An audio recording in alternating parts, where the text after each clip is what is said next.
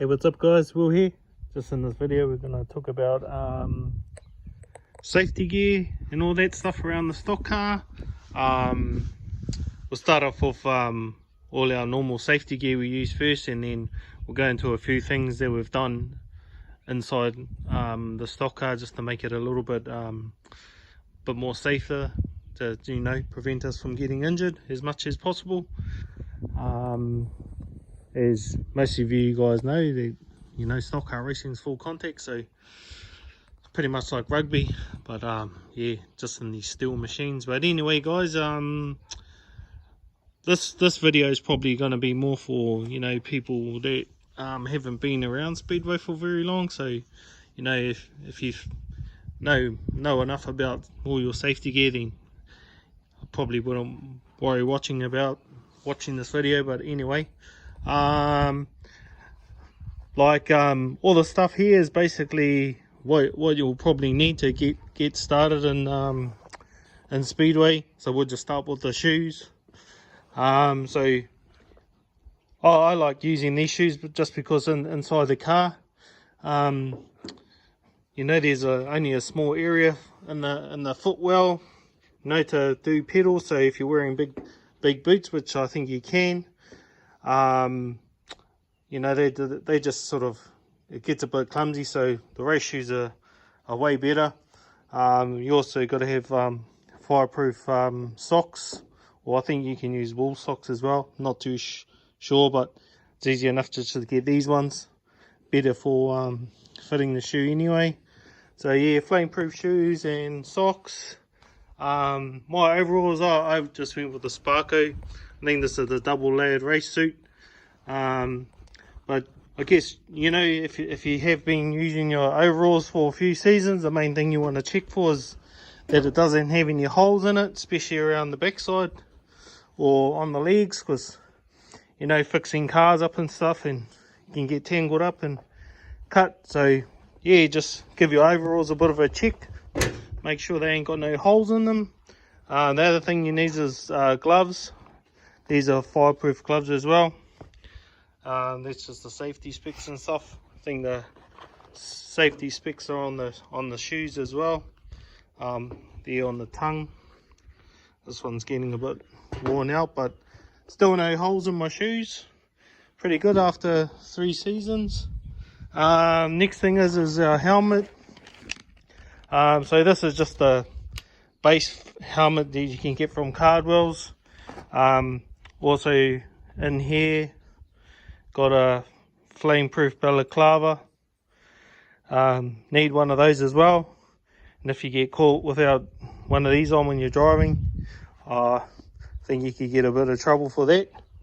Smack on the hand or whatever, maybe a fine, I'm not too sure, but they'll definitely, if they see you on the track, they'll probably pull you off.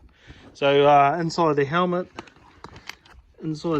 here, I think there's where you can rip off. There you go, here's the label there for that one. But yeah, main things with the helmet is to make sure your visor's clear. This one's getting a bit scratched up, and so I might end up getting another visor. I think they're about $60. And also on this helmet here, like we've just got the these little tag clip-on things for our neck device, our hybrid.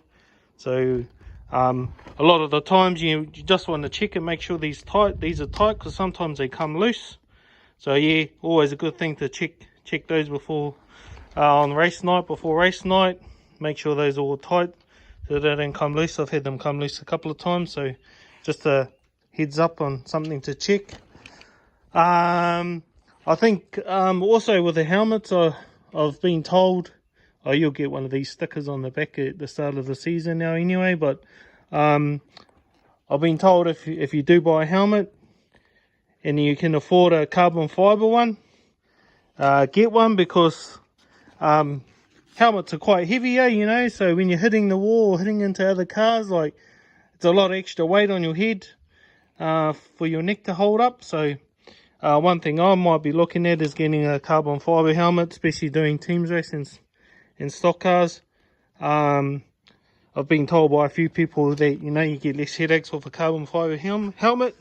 Sort of makes sense too, having less weight on your head when you hit the wall, hit people. So last thing that you need is a neck device. I use a Simpson hybrid.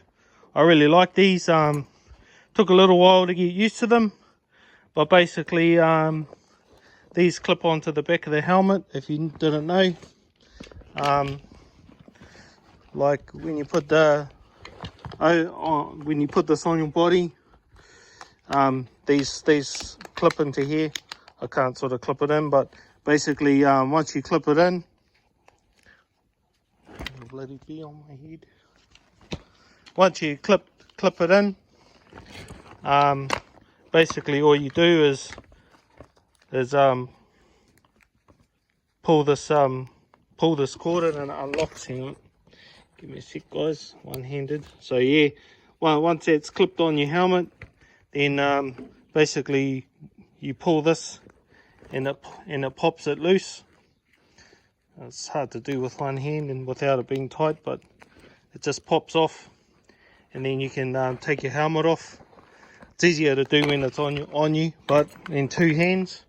But the other thing with your neck device is that they've only got like a 5-year sort of a warranty thing before you need to get them recertified.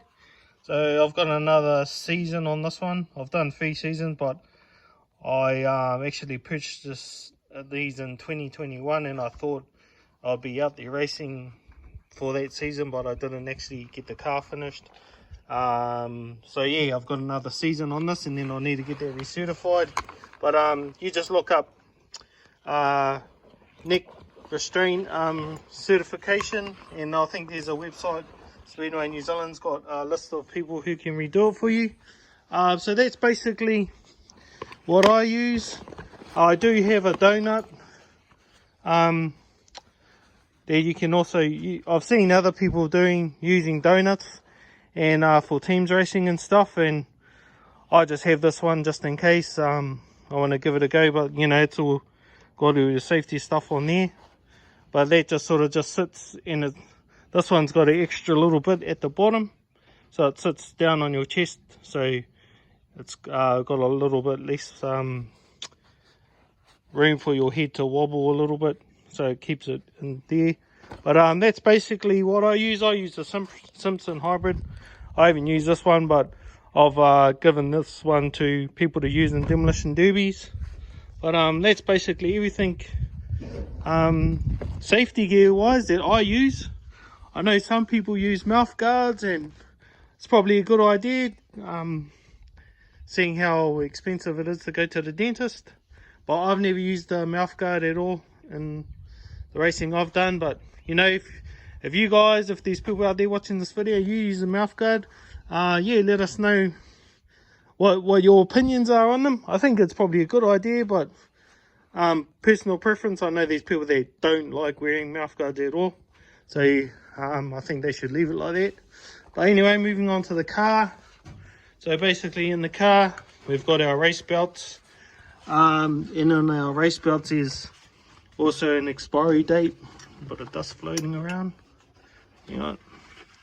So these ones expire in December 2025 this year, so they'll only be good up until December, so I need to get a new set of belts. They're only really good for 2 seasons.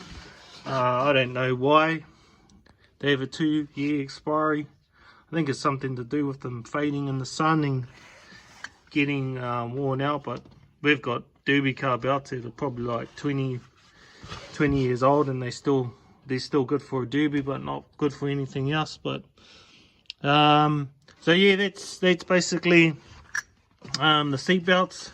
So 5-point safety belt, probably all know this. I have this little string underneath to stop this from falling down, because it usually falls down and gets stuck, and if you don't have any way to get it back out, good luck.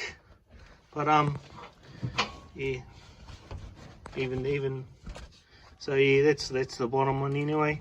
But in our set we just use a race tech. This is an older race tech, was a bit rough when we first got it, but we just put a little bit more foam in it, and we just got some like forks, like leather sticker stuff from Temu, I think we got it from. But you know, it did the job. Could do with another layer, but it's a little bit better than the tatty stuff that was on there before. What we have done on our seat that you wouldn't notice is that this is a standard cushion that comes with the Race Tech seat, like the budget ones. We got ours second hand, but I've made this extra little sponge in the back, so I'll just pull it out so you can see what it looks like. So it's just an extra little sponge that sits in the back of the seat in the bottom. So it's just foam that I got off like a Falcon car seat, but it's gives it a little bit of extra cushion, because I did notice when I was first started doing a little bit of blocking that I did get a little bit of a tiny bit of a sore back, not seriously sore, but just like, you know, it's a little bit of bruised back, I guess. But yeah, after putting in that extra little cushion, way better. So that kind of just sits all in there. The other thing we have done on our seat is on the headrest part. I can't talk about any other Race Tech seats, but these older Race Tech styles, in the headrest, this cushion here, there's hardly anything in there. It's almost like hard. So I just made this extra little insert in my headrest, which gives a little bit more sponge. So on this side it's thinner, and I'll go around to the other side of the car. But on this side, it's like way thicker, like it's huge, and it sticks out a little bit further. But and in the back of the headrest, like the normal headrest starts there, but we've got like an extra like 2 to 3 inches of sponge in there. And I got this tip from a couple of the Stockcar boys from Huntley. They said to put a bit of extra padding in your headrest behind your head, but what it actually does, it pushes your helmet forward. So if you're getting hit from behind, you don't get so much whiplash, because your head's already sort of facing forward. It's pushing it down, so there's not really anywhere for your head to go. And yeah, just a bit way thicker on this right hand side. So before I raced one season without any extra padding in the headrest, and there was one time we got caught out on the wall side at Bay Park, and we did get a little bit rattled from that one. Did get a little bit of a headache the weekend after, but ever since I've put this extra bit of padding into my headrest, I haven't had any headaches from Stockcar racing, teams racing, getting pushed into the wall. So if you do have an older Race Tech seat like this, I do recommend like seeing somebody and getting some extra padding putting in there. This padding that I used is just from an AU Falcon. It was a back car seat, I think, and I just covered it with this material, and it just fitted in here perfectly, really. I just cut it to shape, wrapped this extra material around it, and I did have Velcro holding it onto the headrest, but it sort of started giving way, so we just wrapped a bit of tape around there because it started drooping a bit. But makes a huge difference having that extra sponge in there. The last other safety thing I guess we have on our car is that we've put a real big thick padding on the sidewall, on the side plate closest to the wall side. Basically when we sit in the car, our elbow just sits like right inside of that, so it can't really move if we get hit into the wall.